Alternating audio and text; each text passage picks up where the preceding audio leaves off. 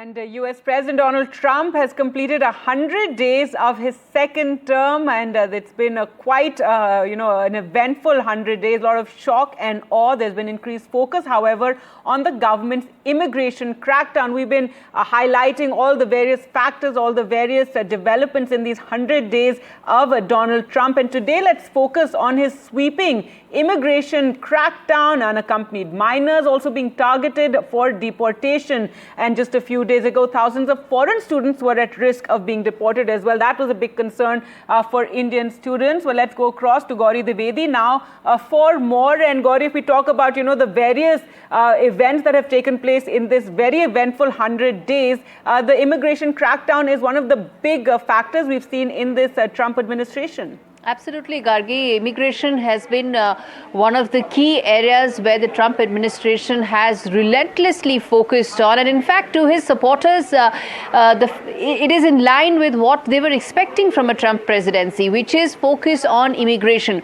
But the problem really that has emerged is while the campaign and the promises were all about cracking down on illegal immigration, the last 100 days have also seen a lot of legal immigrants being targeted, a lot of students facing who were on F1 visas facing uncertainty because there are emails that are coming in from ICE talking about how their visas may in fact be revoked with very little reason given or petty offences they may have committed half a decade or a decade ago. So all these measures are adding up to a lot of uncertainty and chaos when it comes to immigration. In fact, to point out the number of executive orders that Donald Trump has undertaken, over 140 in the last 100 days, which is probably the largest by any president so early in his administration. And a lot of them have been focused around immigration and by extension DEI and the whole basket related to that. Remember, the crackdown on campuses, on universities, Harvard being one of them, is also an extension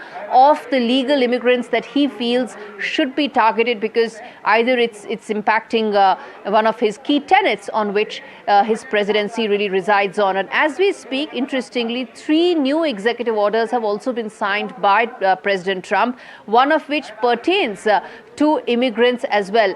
And even as there are now more lawsuits that are piling up on the other side, it remains to be seen as to how long this chaos and this uncertainty with regard to legal immigrants will continue. And that remains to be the big issue as far as Trump administration is concerned.